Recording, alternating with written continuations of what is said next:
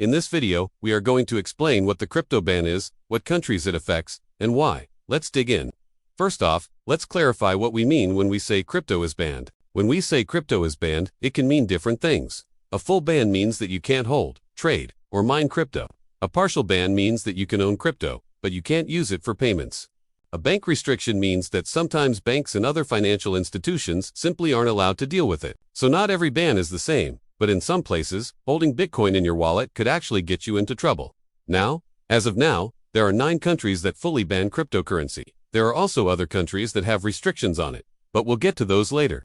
Let's go over the 9 that completely ban it. The first is Afghanistan. After the Taliban took control of the country in 2021, they banned crypto to stop money from leaving the country. This is an example of a country wanting to maintain control of their money. Number 2 is Algeria. They say that crypto has no physical backing and is too risky. Number 3 is Bangladesh. The Bangladeshi government believes that crypto is used for money laundering and illegal financing. Number 4 is China. For a long time, China was the largest miner of Bitcoin in the world, but recently they've been cracking down. China has a history of banning things that they can't control. Now, there are 3 main reasons for their ban. First, China wants to protect its financial system and its currency, the yuan. By allowing crypto, China would lose control of their monetary policy. Second, China is concerned about how much energy is used to mine crypto. Since mining is done with computers, it takes a lot of electricity, which can put a strain on the power grid. Finally, China is trying to push its own digital yuan. Number 5 is Egypt. Religious leaders in Egypt say that crypto is forbidden in Islam. The government agrees and worries about fraud. Number 6 is Kuwait. Kuwait recently banned all crypto activities. The country says that crypto is often used for money laundering, and again, it uses a lot of electricity. Number 7 is Nepal.